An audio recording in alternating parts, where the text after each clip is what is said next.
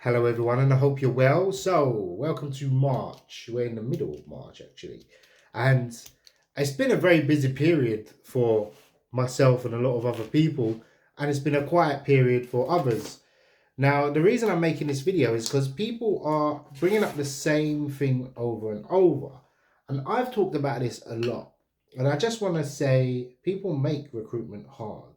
Recruitment is actually very simple, and it should feel like this is working. I just have to put the work in rather than this is too difficult. If you get the feeling like, oh, this is really hard, like I'm sending so much emails, I'm making so many calls, and no one's applying for my ads, it shouldn't feel like that.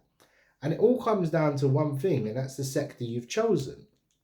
Believe it or not, it is so painful to change sector.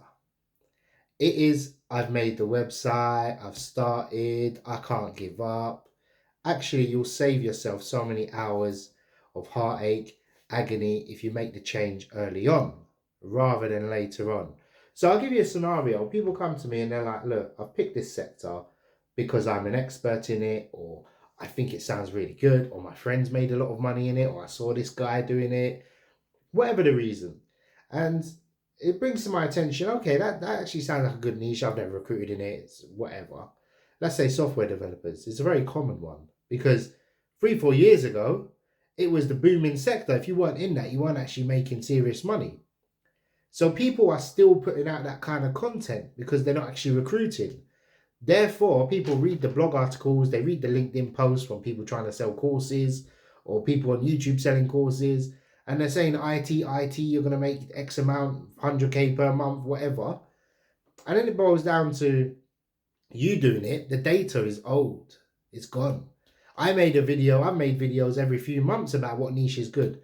Well, if I watch one of those videos, I'm like, what the hell am I talking about? That's not relevant now. So times change, and there's some sectors you can pick that are going to be seriously, okay, this is going to last no matter what the market's doing, no matter what changes, etc. Yeah. So going back to the software analogy, people contact me and say, look, I've picked software developers, etc. And the reason that's become problematic is that's sort of a recession sector, meaning they're making more people redundant than they're actually hiring. There will be a time that will boom. So what you've looked at is a company that's established and doing really well, and you've found, okay, they're making X amount, they've got this many jobs and they've got loads of people working for them. I just want to take a little bit of their slice of their cake, a little bit of market share from them, and I'll be happy. Yeah. The trouble is, you didn't see the evolution of that company. You didn't see how they grew, what partnerships they had in place, etc. So they might have started as a driver agency. Let's call it, I don't know, Ranger Recruitment, and they were recruiting drivers. And then all of a sudden they said, look, we can't scale this, similar to what position I'm in. Agency sort of tops out. And then you're like, okay, we're making X amount per year. We're doing well. We've got 4 or 5 staff. Afterwards, they come up with a conclusion. Let's hire a consultant. We've got money behind us. We've got all the resources. We've got access to all the job boards, candidates. And what we're going to do is we're going to try and pitch up to clients that we're called Ranger IT now. Yeah. After that, that business, the IT part, grows exponentially over a few years. Takes time. If you try and do that, it's going to cost you too much time, too much money, too much upfront investment. Doesn't make sense. You're not experienced enough. But what then happens is you only see the final product. Don't look at the final product. Don't look at me. Don't look at anyone else. You need to go into a market that is favorable for new people. This is very important. I'll give you a conclusion. Somebody I spoke to the other day picked up, no lie, 100 vacancies in 2 weeks. Yeah? 100 vacancies in 2 weeks. What do you think his business is going to look like in a few months? Because the sector is one of the sectors I say to recruit in. Yeah, I don't want to give the guy's niche away, but it's there. It's for the taking. Pick easy sectors. Don't pick drivers. Don't pick construction. Don't pick IT, finance, legal. Go to a niche. Watch the micro niche video. That's the one you want to look at. Recruitment, again, should feel nice and easy. Of course, it's a highly stressful, very intense, things don't move the way you want it to type of job. But all in all, the business itself is very rewarding to the point where you shouldn't feel like it's not working. If that's the case, Go back to the drawing board.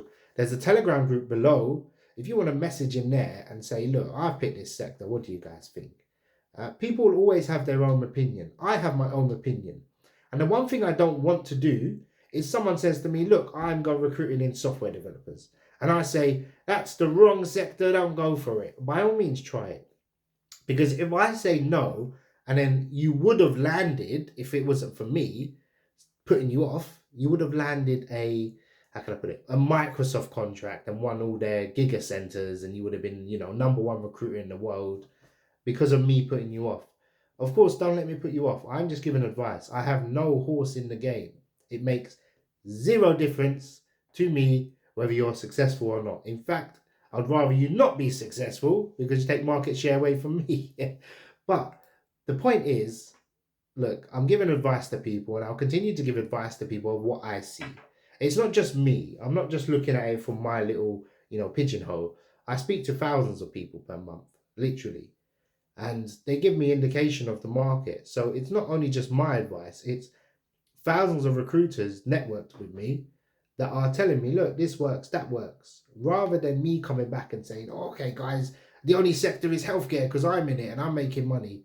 It just doesn't work like that. You can make money everywhere. It's where's the best money? Where's the simplest money? So what do you do from now? If you're starting an agency, if you're going to start an agency, what should you be doing?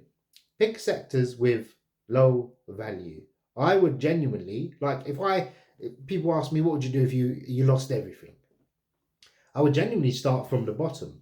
I would start with very, very low volume, high volume, low fees. Yeah. Because that's where you won't find much competition. You'll find competition, but you won't find much. And the competition will be bleak. Yeah. What you don't want to go to is start recruiting CEOs for high flying finance companies. You don't want to be doing that. The reason is there's well established people in that market, and they're dominating and they won't give anything away, and they're just holding everything close to their chest. They own all the data. Recruitment is all about data. So what would I do? I'd be looking at, not necessarily blue collar, but I'm looking at permanent placements. In fact, I'll be looking at temporary, in all honesty. But if we're talking about permanent, I'd be looking at £2,000 to £3,000 per fee. And the reason is we just need placements quick as possible when you start a business. You need cash flow, want to see that works, and then work your way up to whatever your heart desires. If it's IT, go into IT later.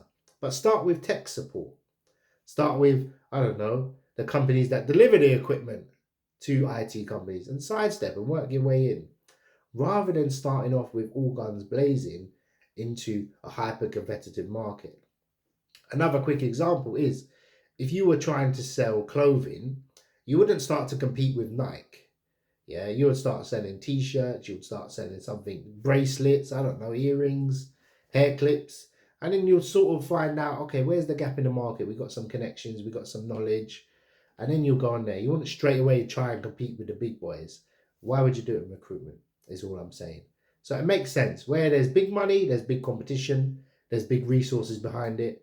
Likewise with every single business out there. So make sure you pick carefully. In the Telegram group, I'm sometimes there. I check every few times a day.